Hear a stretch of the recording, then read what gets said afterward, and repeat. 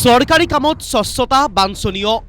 চৰকাৰী পুঁজিৰে সম্পাদন হোৱা যিকোনো কাম হ'ব লাগিব স্বচ্ছ আৰু নিকা। পিছে বছৰি ১.৫-২ হাজাৰ কোটি টকা ব্যয়েৰে হাজাৰ হাজাৰ কুইণ্টল বীজ সাৰ কীটনাশক যোগান ধৰা অসম বীজ নিগমত নাই স্বচ্ছতা। এয়া কেৱল এক অভিযোগেই নহয়, এই ভয়ংকৰ অভিযোগৰ ১০০% প্ৰমাণ চাব বিচাৰিলে চাওক এই প্ৰতিবেদন।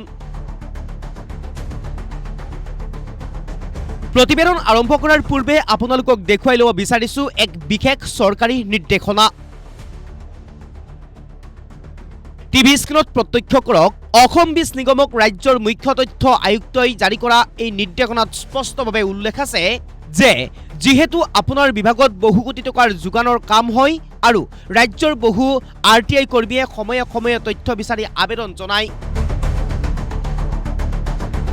তেনে ক্ষেত্ৰত আপোনাৰ বিভাগত ৰূপায়ণ হোৱা প্ৰতিটো আঁচনিৰ বিশদ বিৱৰণ তথা সম্পূৰ্ণ তথ্য অনলাইন পৰ্টেলত আপলোড কৰাটো বাধ্যতামূলক। পিছে এই নিৰ্দেশ নামানে অসম বীজ নিগমে। কৃষি বিভাগ বীজ নিগমৰ আঁচনিৰ তথ্য আজিও উপলব্ধ নহয় বিভাগীয় পৰ্টেলত। অৱসৰী মুখ্য তথ্য আয়ুক্ত ভাস্কৰজ্যোতি মহন্তই জাৰি কৰিছিল এই বিশেষ নিৰ্দেশনা। প্ৰাক্তন মুখ্য তথ্য আয়ুক্ত IPS ভাস্কৰজ্যোতি মহন্তৰ সমান্তৰালভাৱে অৱসৰী তথ্য আয়ুক্ত হিমাংশু শেখৰ দাস আৰু IPS অজিত প্ৰসাদ ৰাউতেও অসম বীজ নিগমক সময়ে সময়ে একেই ধৰণে নিৰ্দেশনা জাৰি কৰিছিল। পিছে আজিও এই নিৰ্দেশনাই নাপালে বাস্তৱ ৰূপ, যাৰ বাবেই বছৰে বছৰে হাজাৰ হাজাৰ কোটি টকা আবণ্টন হোৱা বিভাগটোৰ কাম কাজ ৰূপায়ণ হ'লেই দুৰ্নীতিৰ অভিযোগ উত্থাপন হয়। সমান্তৰালভাৱে এই দুৰ্নীতিৰ বিষয়ে অধিক তথ্য লাভ অথবা অভিযোগৰ সত্যতা নিশ্চিত কৰিবলৈ অসংখ্য RTI কৰ্মীয়ে প্ৰতি বছৰে দাখিল কৰে আবেদন। পিছে RTI তথ্য দিবলৈ নাৰাজ অসম বীজ নিগম। RTI কৰ্মীক তথ্যৰ নামত ৪ৰ পৰা ৫ লাখ টকা দাবী কৰাৰো আছে গুৰুতৰ অভিযোগ। বহু RTI কৰ্মীৰ গোচৰ ৩ৰ পৰা ৪ বছৰে ওলমি আছে তথ্য আয়ুক্তৰ আদালতত। উল্লেখযোগ্য যে ইতিপূৰ্বে ৰাজ্যৰ কৃষি বিভাগ আৰু অসম বীজ নিগমত RTI তথ্যৰ ভিত্তিতেই ব্যাগুম কেলেংকাৰী পোহৰলৈ আহিছিল।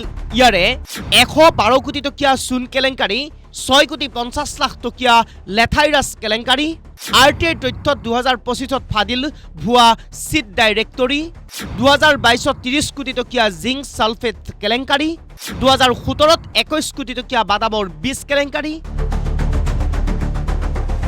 ২০২০ আৰু ২১ত ৫০ কোটি টকীয়া আলুৰ বীজ কেলেংকাৰী।